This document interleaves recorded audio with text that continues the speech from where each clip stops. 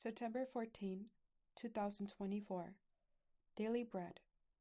Passage: 2 Samuel, chapter 4, verse 1 to verse 12. Key verse 9. Title: Ish-Bosheth is murdered. When Ish-Bosheth, son of Saul, heard that Abner had died in Hebron, he lost courage, and all Israel became alarmed. Now Saul's son had two men who were leaders of raiding bands.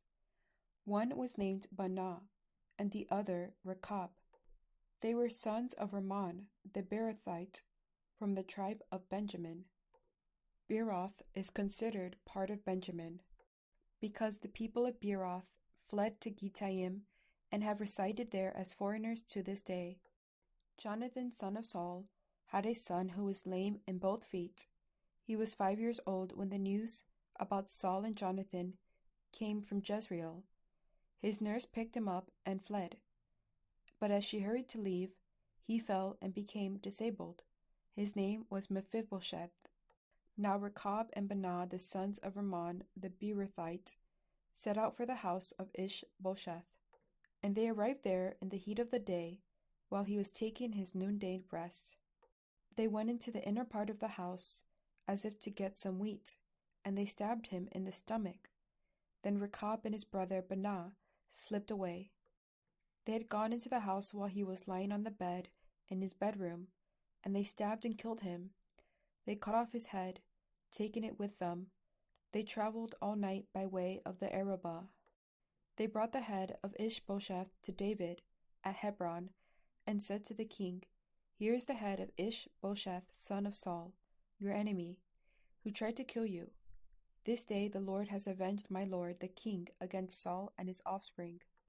David answered Rechab and his brother Abner, the sons of Ramon the Beerothite, "As surely as the Lord lives, who has delivered me out of every trouble.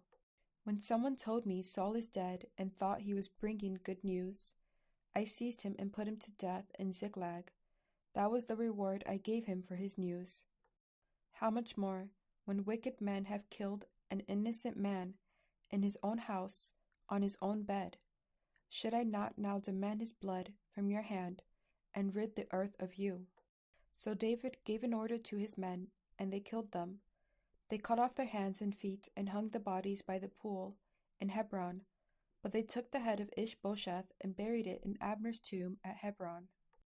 Daily Bread message. After Abner died, Ish-Bosheth became afraid and shrank back. No longer would he be any kind of threat to King David or to the nation of Judah. Ish-Bosheth happened to have two men working for him who were leaders of raiding bands. They had been loyal to Ish-Bosheth when it suited them, but as he weakened, they decided to throw their lot in with King David.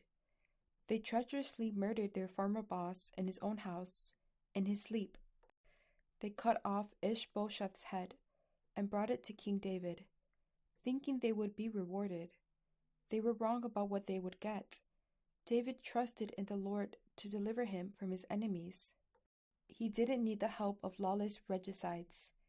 Just as David had the men who claimed to have killed Saul executed, he also had these two men who had killed Saul's son executed.